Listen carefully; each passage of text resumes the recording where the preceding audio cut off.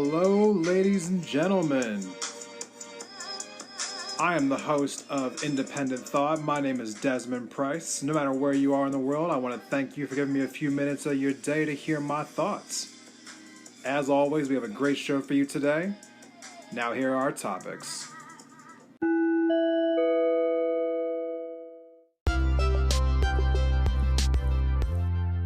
Hello, Independent Thought listeners. Thank you for joining us on another great episode of Independent Thought. My name is Desmond Price. Today's episode, we'll be talking about the Nevada Caucus. We will be joined once again by friend of the show, Christopher Tracy. We will be breaking down all the different elements of the caucus, going into it, who we think's going to win, so on and so forth. Now we'll be right back after a quick break.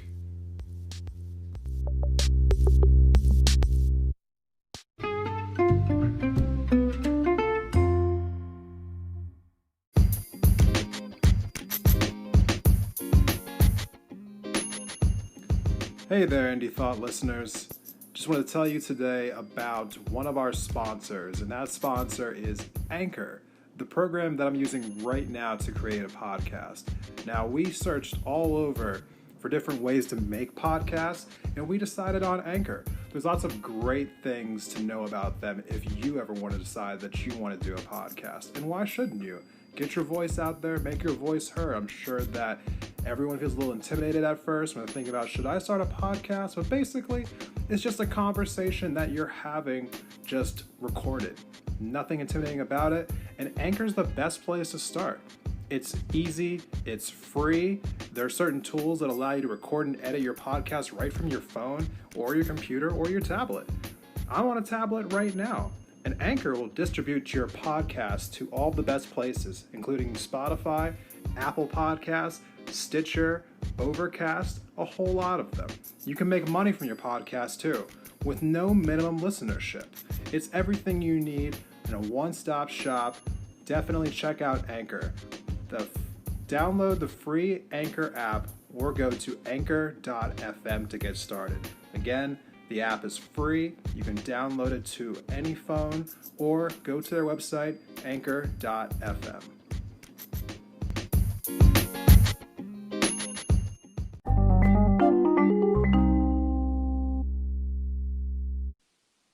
Hello, everyone. We are back for another episode of Independent Thought. I am your host, Desmond Price, and we are here once again with our friend, Christopher Tracy. Chris, how you doing today?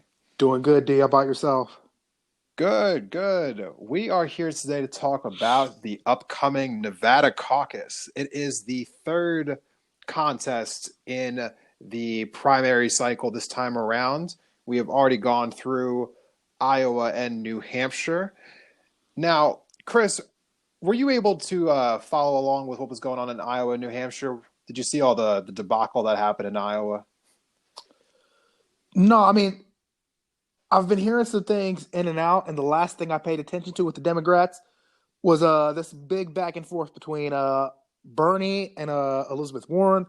And then I think recently there was the one between Joe Biden and Pete Buttigieg. No idea how Joe Biden is still in the race.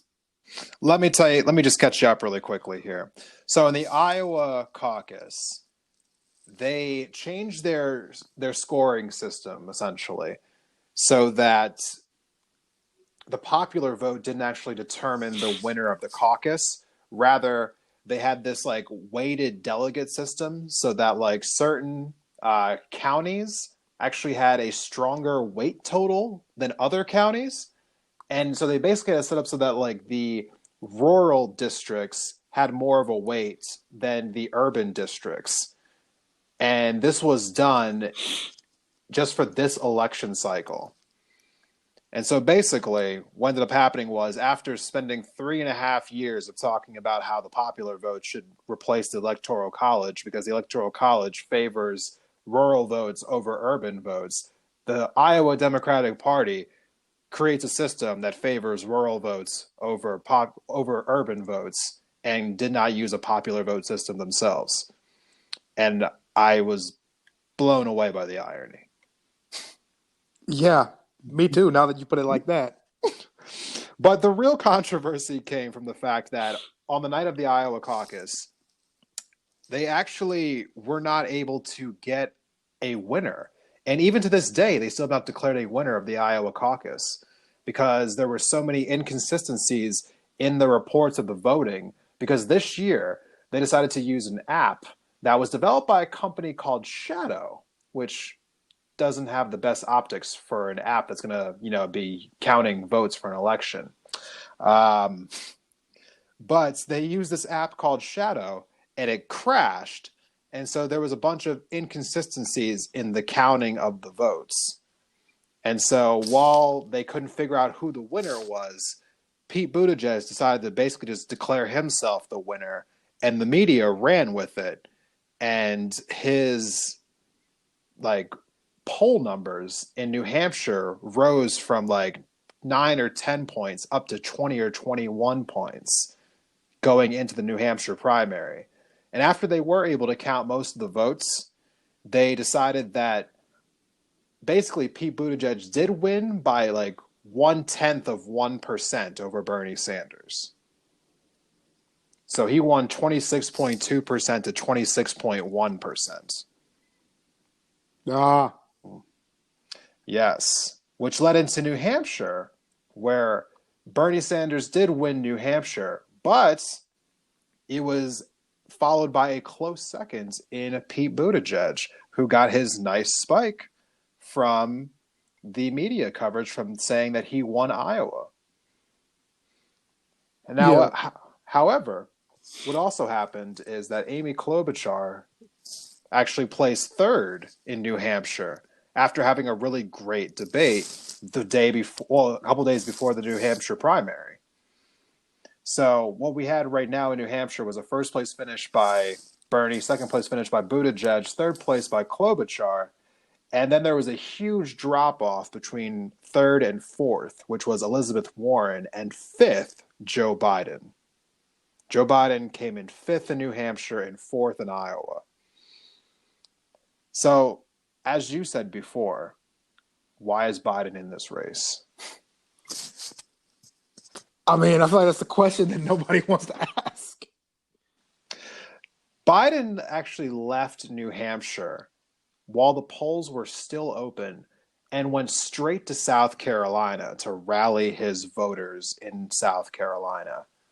Now, I got to tell you, I did a segment about this in my New Hampshire episode that's already come out.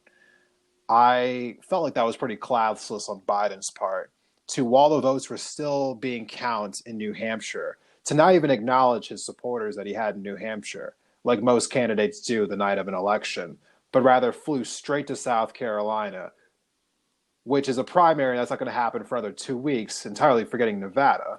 But he goes straight to South Carolina to talk, and he gets in front of his constituents down in South Carolina, and he says to them, I think I still have a great chance of winning because my support is mostly black support, and 99.9% of black people have not cast a single vote in this primary election yet.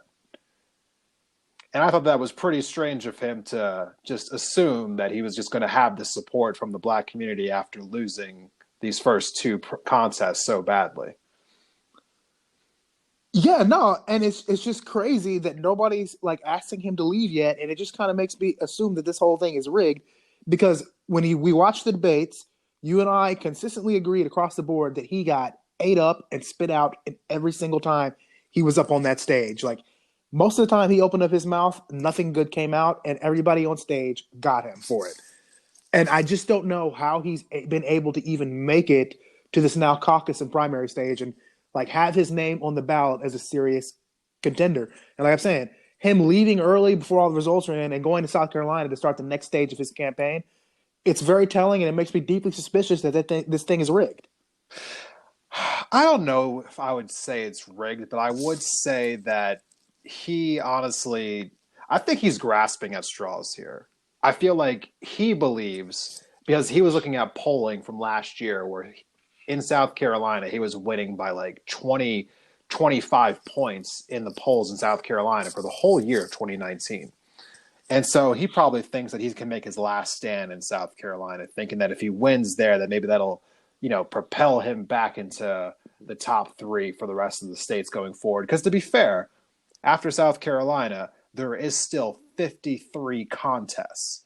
So, I mean, South Carolina is only the fourth contest, just to put things into perspective. So it's not entirely fair to say that it's over for him. However, I will say that I feel as though now that the voting has begun, people are paying attention more to these candidates than they were like last summer and in the fall and all that. And it really isn't that hard to tell that Joe Biden really isn't the person that we should be voting for president. He's just not all there. He really isn't. He's clearly the worst candidate, and everything I've seen about him indicates that, and I know it does to most people. I don't know a single serious Biden supporter, and I know you don't either. I really don't. But I understand that not everyone likes Bernie. And so there is a desire to have a moderate to vote for. And so right now, I think the problem that the people who want a moderate are having is that they have four different, essentially, people that they have to choose from. So you have your Pete Buttigieg, your Amy Klobuchar, your Joe Biden, and your Michael Bloomberg. And so these moderate supporters can't figure out who to pick from. So they're dividing their votes up between four people. And meanwhile, while that's happening, Bernie keeps winning contests. And I feel like that might continue to happen as he's leading currently in the polls in Nevada. Definitely. So I just personally feel like one of those four needs to drop out. And with the way Biden's showing right now, it probably should be just him, because his only real argument for electing him was that he was the most electable.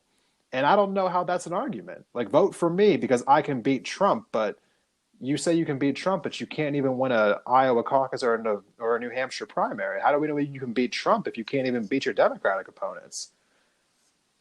And so much of Trump's election was about rejecting Obama, and Biden was his vice. So, I mean, how is that going to look to a lot of conservatives? They're going to see this as a possible repeat of the Obama years that they detested. It's dumb. It's dumb for the Democratic Party to think that they wouldn't see that. Right. Now, have you talked to a lot of conservatives about why they don't like Obama or why they didn't like Obama? Not enough, but I mean, I get a general gist. I mean, what I read offline. I mean, I think he, didn't support he wasn't patriotic. He hated law enforcement and a bunch of, just very, very baseless claims. He wasn't really a citizen. He was put in as a plant to sabotage the country. And it's just a bunch of crazy crap. And I really try and avoid it because I know it's just going to lead, that kind of stuff. And that misinformation just makes me mad. It probably shouldn't, but it does.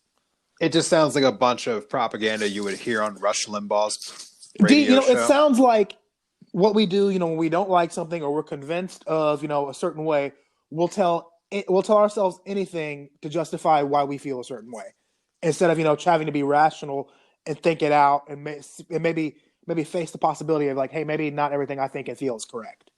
Right. Now, as of right now, with the results from Iowa and New Hampshire being in, it would seem that our current top three are Pete Buttigieg, Amy Klobuchar, and Bernie Sanders. Do you see Klobuchar or Buttigieg as being one candidate better than the other, or do you not really see too much of a difference between them? No, they're both centrists. They're both more of the same. They'll be just like Trump. Do you think either of those candidates has a chance to beat Donald Trump? Not a chance in hell. I honestly felt like Buttigieg could probably handle a debate with him, but I just worry that there's just too many people in this country who just would not vote for a person who is a gay man in our country, which is still very, very Christian. Am I wrong to think that way, or do you think that there's less bigoted people in the country that I'm assuming that there is? No. You're definitely right on that. I think that's definitely going to be something that works against him. The fact that he's gay. I mean, it shouldn't be that way, but I just can't get over the fact that I think that it is. I really do feel like that'd be an obstacle for him. It absolutely will be. And yeah, I can't get over. I saw a video at the Iowa caucus of a lady learning that Pete Buttigieg was gay while she was voting in the caucus. And then she asked the person who took her vote if she could have her vote back. Ain't that something?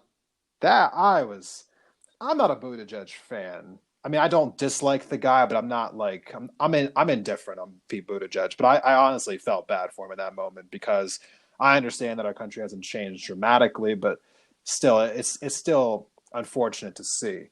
So definitely felt for him in that moment. Well, I mean, Obergefell v. Hodges was only in 2015. That is true. And, and for most of our life, And gay people in public life were always treated with hostility. I'm never going to forget that. Just for the people at home, will you tell them what exactly that court case was about? Oh, yeah, that's the court case that basically, invalidated laws against gay marriage. In fact, legalize it. The Supreme Court basically told all 50 states that they don't have a right to prevent it. Exactly.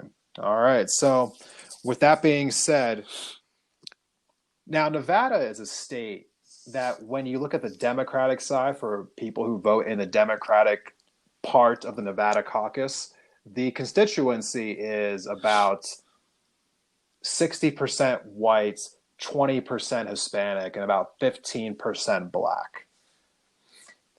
Now, people are making arguments right now about like who's going to do well in Nevada because, who are people of color going to vote for, so on and so forth. And that's been a big talking point because Iowa and New Hampshire are both over 90% white. As of right now, people are poking holes at Pete Buttigieg, saying that nationally he's only polling with 4% among black voters. Amy Klobuchar is at 0%. And Bernie Sanders apparently is in double digits along with Joe Biden and Tom Steyer, a name that we haven't really talked about that much on this program up until now because I just haven't taken him seriously quite yet, but that's yet to be determined. I mean, he is a billionaire like the others. So, but do you think that, like candidates like Klobuchar and Buttigieg can overcome those low poll numbers among like people of color, or do you think that they're kind of doomed to succeed in Nevada?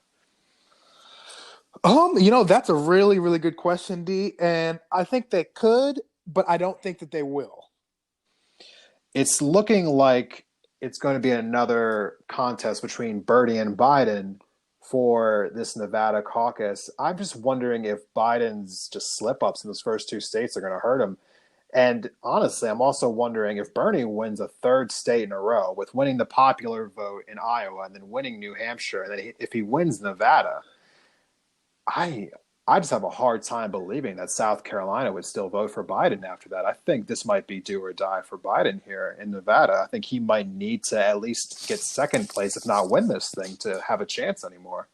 You know what? I got to believe it's going to come down to Bernie Sanders versus Elizabeth Warren for the Democratic nomination.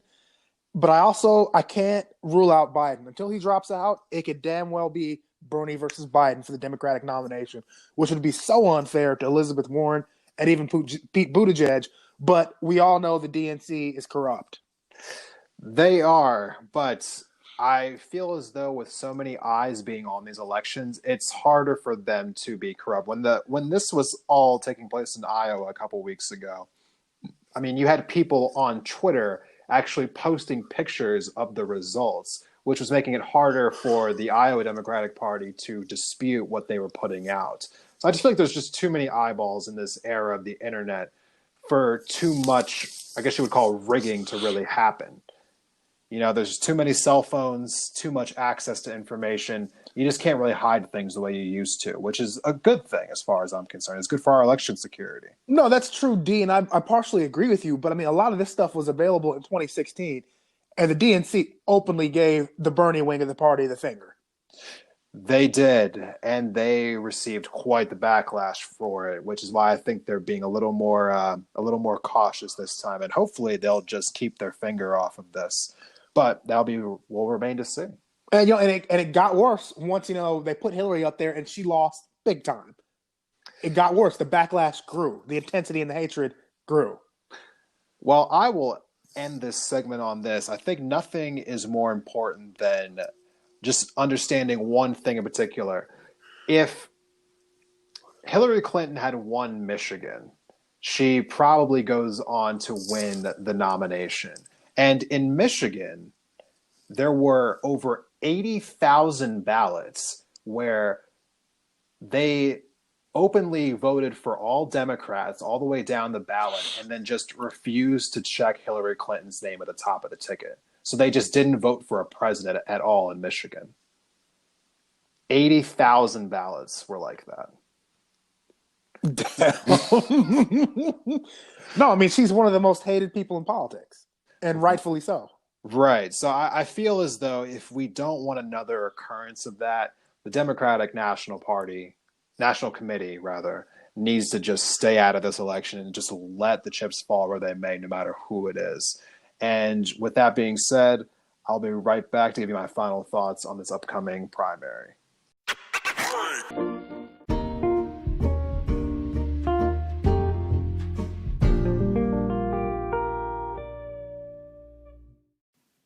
Hello, everyone. Welcome back from break. Let's wrap up this episode by talking about what all this means. So the Nevada caucuses will be held on the 22nd of February. That is this upcoming Saturday.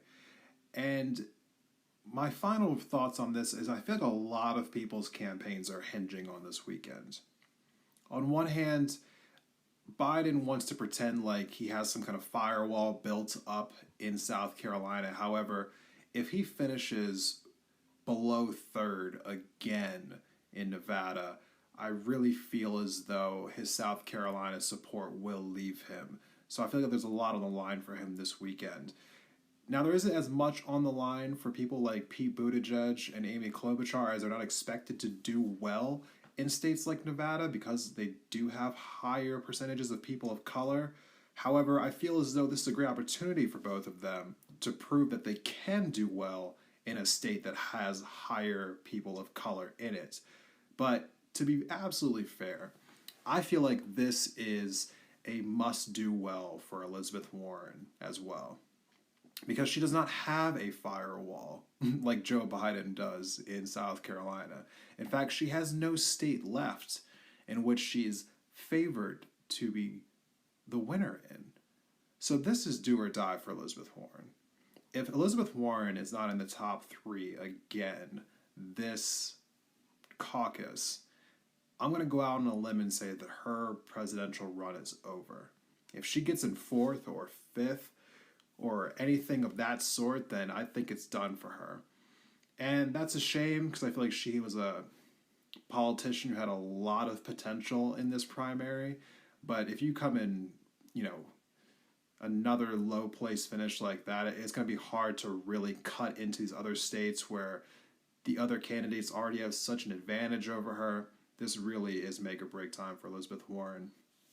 But the real question is I have for every one of you is, are you ready to cast your vote? Do you know who you're voting for? If not, I encourage all of you to watch the debate this week on MSNBC, I believe it's going to be on, and just hear these candidates out. Because when I looked at the exit polls for New Hampshire, it seemed as though a lot of people just made up their mind within the last week. And that is crazy to me. But it also shows that a lot of people have a lot of other things going on in their lives. They don't have enough time to spend to figure out the positions in all these politicians. And if that is you, if you're one of those people out there who still hasn't made up your mind, the time is now to really get a good feel for who these people are. And I would say to those of you who might be in Nevada listening to this right now, early voting has begun. You can vote now, and you don't have to wait until Saturday's caucus day. So for everyone out there, do yourself a favor and spend some time getting to know these candidates, because voting in our elections is one of the most important things that we can do. It is the reason why we are all here listening to this podcast right now, is because we care about what's going on in our society. I hope you do. I know that I do. And I put these thoughts out there for all of you because I know that, like many of you, I just wanted to share my thoughts about what's going on in the world. And I hope that some of the things you're hearing on this podcast help you make decisions about what it is that you want to do and who you want to vote for. And with that being said, hope you have all a good week.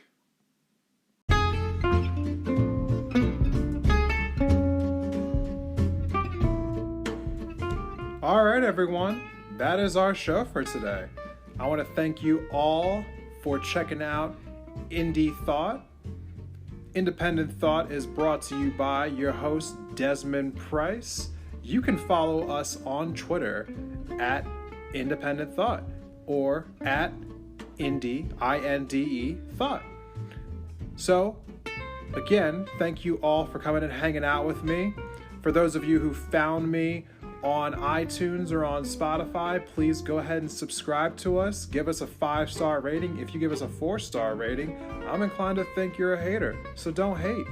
Thank you so much, and I hope to see you all next time.